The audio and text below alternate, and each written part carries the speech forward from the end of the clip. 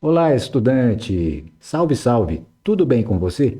Eu sou o professor Luciano Adley e esta é mais uma aula do nosso curso de Física Geral 2. Sejam todos bem-vindos. Estudante, você sabia que é possível medir a pressão de um corpo submerso, como esse submarino, por exemplo, de um modo direto e muito fácil?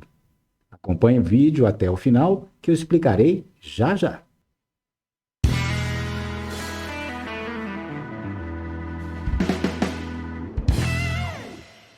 De volta com você, estudante. E então, como determinar a pressão absoluta em um ponto no interior de um líquido? Observe na imagem 3.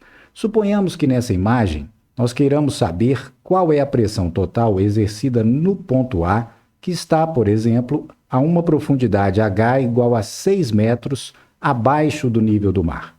Suponha também que a água do mar nessa região está em repouso, uma enseada, tranquila, sem correnteza ou ventos.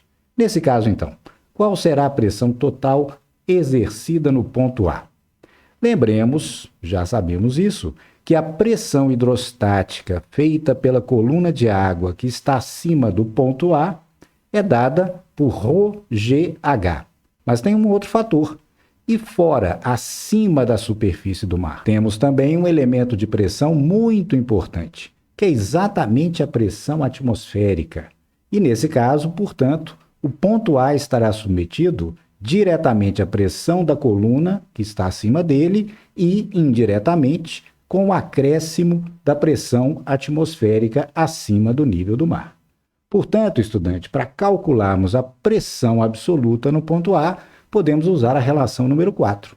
Veja lá, a pressão absoluta, pressão total exercida no ponto A, será pressão atmosférica mais a pressão da coluna de água acima do ponto A. Ou seja, como dissemos, ρ, densidade da água do mar, vezes G, vezes H, que é a profundidade do ponto A, nesse caso, 6 metros.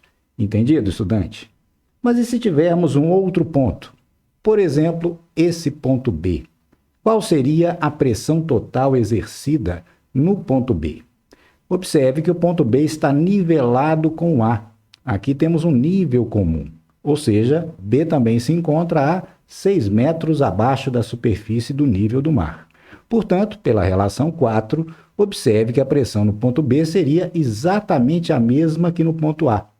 E nesse caso, portanto, ambos suportam a mesma pressão.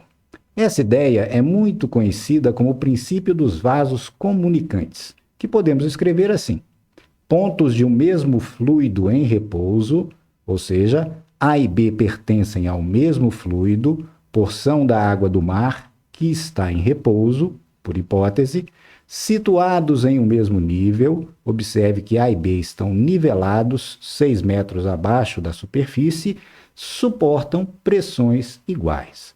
Portanto, as pressões em A e B são, dentro dessas condições, rigorosamente iguais. Agora, considere essa situação nova.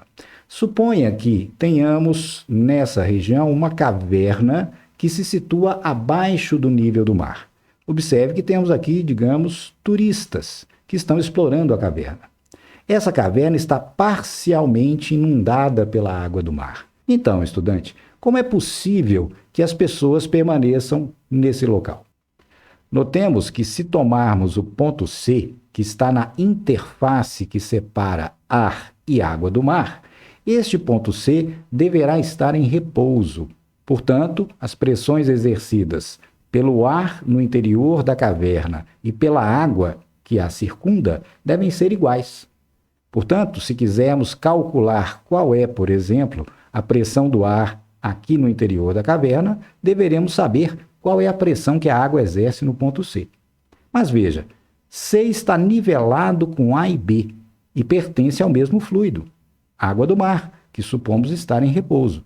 Portanto, pelo princípio dos vasos comunicantes, nesse caso, então, a pressão em C deverá ser a mesma que em A e em B. Logo, estudante, para obtermos a pressão no ponto C, basta que usemos a relação número 4. E assim teremos pressão no ponto C igual à pressão atmosférica, ao nível do mar é 1 atm, mais ρ, massa específica da água do mar, que vamos supor 1,02, no sistema internacional 1,02 vezes 10 a 3 kg por metro cúbico, vezes G 9,8 e vezes H 6 metros. Efetuando-se o cálculo, teremos pressão no ponto C igual a 1 atm mais. O segundo termo resulta em 60 vezes 10 a 3 Pascal. Note que temos 10 a 3 Pascal, isso é quilopascal. Portanto, podemos escrever que PC igual a 1 atm mais 60 kPa, 60 kPa. Convertendo o valor de PC em kPa, lembrando que pressão atmosférica ao nível do mar, 1 atm, equivale a 100 kPa, teremos, enfim, que a pressão no ponto C, pressão exercida pelo ar no interior da caverna, deve valer 160 kPa. Entendido, estudante? Então, não se esqueça, estudante, a pressão absoluta exercida num determinado ponto no interior de um líquido é igual à pressão atmosférica sobre a superfície desse líquido, caso ele esteja exposto a ela, mais a pressão da coluna, que está acima do ponto. E essa pressão da coluna, pressão manométrica, é massa específica do líquido, vezes o valor local de G, vezes o valor de H, ou seja, da profundidade do local. Agora é hora, estudante, de deixar o seu like, compartilhar o vídeo e inscrever-se no canal. Então, até a próxima aula e bons estudos!